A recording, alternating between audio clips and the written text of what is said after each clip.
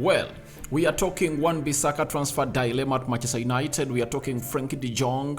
Barcelona have gone ahead and really referred to him as untouchable into the summer transfer window. What does that mean to Erik ten Hag, a manager that is so much obsessed with the player known as Frenkie de Jong that even costed us the entire season for not going in for the players that would have gone in and got earlier enough, because Ten Hag had paused the transfer window of Manchester United to a level of really coming out and doing the needful. That is a manager known as Erik ten Hag and Frenkie de Jong. And lastly, Wout Weghorst is going to reveal to us how fellow United players failed to do what he told them to do at the beginning of the penalty shootouts, and when he did it, he found himself being the hero of Manchester United, who is really unsound, because the words he told to Kroos that no one knows have gone ahead. Is it Kroos? What is his name? Let me get his name right. To match the words he told to match just got him off head, and he just saw himself put that penalty over the bar. So, welcome to this channel. Rock and David is my name. I think second video of the day, smash the like button, comment and share. If at all you're watching us for the very first time, endeavor to subscribe to this channel so as not to miss out on stories that we do upload in here on a daily. Now let's talk about Wan-Bissaka. Sam McBall, he is for the Daily Mail, told us that it is not beyond the realms of possibility that Wan-Bissaka will cap his United revival. Sorry about that. That will cap his United revival with a new contract at the end of the season. This current deal expires next year. Crystal Palace remain keen on re-signing Wan-Bissaka, and it's understood they stand a very good chance of landing him this summer if he does not recommit to a new contract. That is what Sammy Mockball is really telling us as the fans of United. When we talk about Wan-Bissaka, I think he has gone ahead to prove to Erik ten Hag that I can be that player that we deserve. With the few months that Ten Hag has given him his time, Wan-Bissaka is not going ahead to disappoint. Erik ten Hag is going ahead to put out very good defensive displays, and obviously offensively he's really improving. And yesterday he saw himself really going past close to 3 players through the midfield, and then he went wide to the byline and really brought in a very beautiful cross that saw Anthony not scoring. But I think he's really having a very decent season, all half season, and Ten Hag is really having to really find himself in a position of really making a decision on whether he keeps him or not, because we are being told that United is in talks with Frimpong, and Frimpong is a right back. So my big question is, where is Frimpong going to play? And if at all Frimpong is coming into play, that means that Wan-Bissaka and Diego Dello, one of the two, has to really call it quits. That's it. So as it stands, for Wan-Bissaka, he's really a very brilliant player that you would always love to have at the club of Manchester United.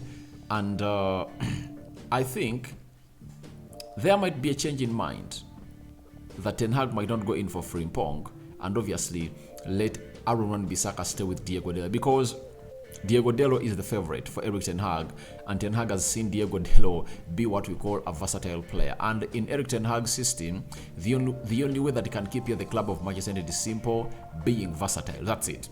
You know, if at all you can play in more than 2 or 3 positions at the club of Manchester United, I think Ten Hag would love to retain you at the club, because he knows that in times of these, when you're really having injuries, that's when you come in through and really help a lot. Like Diego Dello. As Luke Shaw played left in the central defense yesterday, Dello was played as a left back. You understand? And even the game of Nottingham, he was played as a left back. So he likes versatility in his players. He wants at least every player to be playing in more than one position.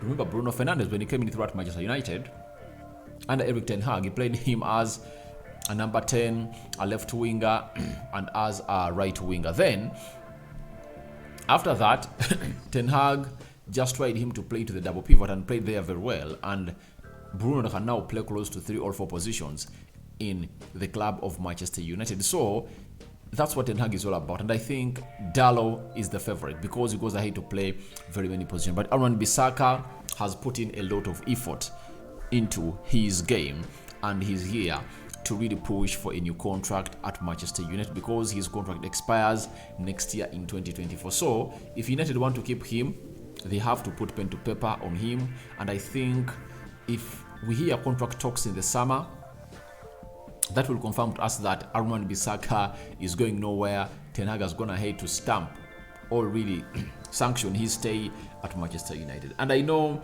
very many people at Manchester United, the fans, are in love with Wan-Bissaka, and obviously they want him to stay. So it all depends on the decisions of Erik ten Hag and what he believes about the player known as Wan-Bissaka at Manchester United. Let's go to Frenkie de Jong.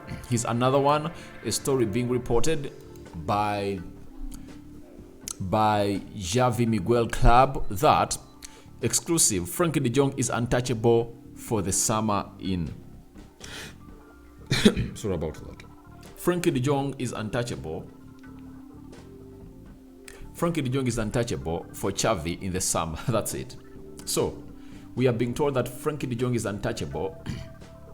He's untouchable for Xavi in the summer. That's what he has gone ahead to let us know. As he broke this story in the morning, even the director, Mateu Alemany, on Frenkie de Jong's future at Barcelona, he said Frenkie de Jong is a very important player. Sorry about that. To the club of Barcelona, he's an added advantage to be with us. Barcelona, Xavi also considers De Jong as a crucial player. He confirmed yesterday. Now, I think for Frenkie de Jong, it's really going to be hard for Erik ten Hag to get him. And I think if I'm Erik ten Hag, I would have gone ahead to really go ahead and really find in other options like the Caicedos. If at all you watched Caicedo play against Manchester United yesterday at the Wembley Stadium, you 100% understand that he's really ready. He's ready to play for Manchester United and very many other teams. Look at McAllister, the way he really controlled that midfield yesterday. He's another brilliant player that you always want to be having at the club of Manchester United. So I think it's high time Erik ten Hag forgot what we call about Frenkie de Jong. That's it. Amidst Barcelona having financial constrictions, with Messi coming in through, I think Messi will ask them to give him a proper standing plan.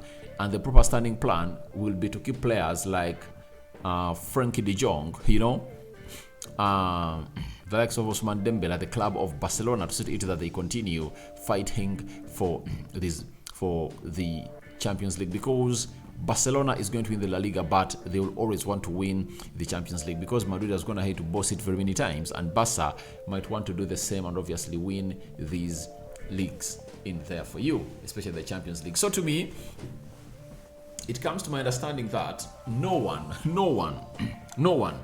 doesn't want Frenkie de Jong at Manchester United. But the problem is Barcelona willing to sell the player?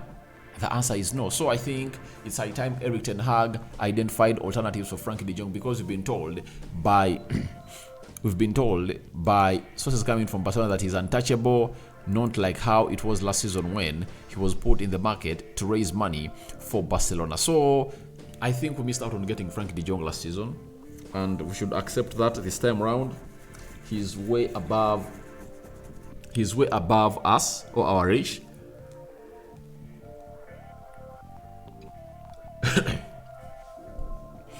Because Barcelona are now looking at him as one of those players that is going to have to prove Xavi that I'm here to stay and you still have to fit me into your team. After that, let's go to the Wout Weghorst situation that most of you really might have really missed out on. And let me first show you this photo, because this photo speaks volumes, guys. This photo speaks volumes. That is Weghorst getting that ball, kissing it, and obviously said words to match the player that missed the penalty for Brighton. Weghorst has gone ahead and told us that I walked to him, that is match, and said some things, but at the end I went to him because I felt sorry, because that was the one that missed. I just tried everything, and normally it doesn't make a difference, but maybe it did. I had already said I already said to do it. Talk to Brighton players before penalties, before we start, to some of our guys, but nobody did it. I scored, saw the ball, and tried to get a few advantages to maybe help us win. So Weghorst knows exactly what this is all about and the power of words when it comes to penalty shooting, because it's all about the mentality. Zinedine Zidane found himself in a position of really being red carded in the final of 2006 because Materazzi told him that your mother is a prostitute. So that's what really happens to players in the field of play, especially if at all you touch the sensitive part of their life or their living. So that's what Weghorst did, as you see him holding that ball and obviously told that player that ABCD, words that we don't know, and obviously he missed a penalty, and Weghorst says it doesn't work regularly, but this time around it worked out well like a book. So guys, thank you very much for watching in through. I go by the names of Rock and David. Is much like button, comment and share. If at all you're watching us for the very first time, endeavor to subscribe to this channel so as not to miss out on stories that we do upload in here on a daily. Tell me your thoughts about Wan-Bissaka dilemma, 1-2, Frenkie de Jong Untouchable, and lastly, let's talk about Wout Weghorst and how he really had to tell much certain words that saw him get out of place and miss out on a penalty. So I sign out for now. See you later. I cover you all in the precious blood of Jesus Christ. Rock and David is my name. I'm out. Bye bye.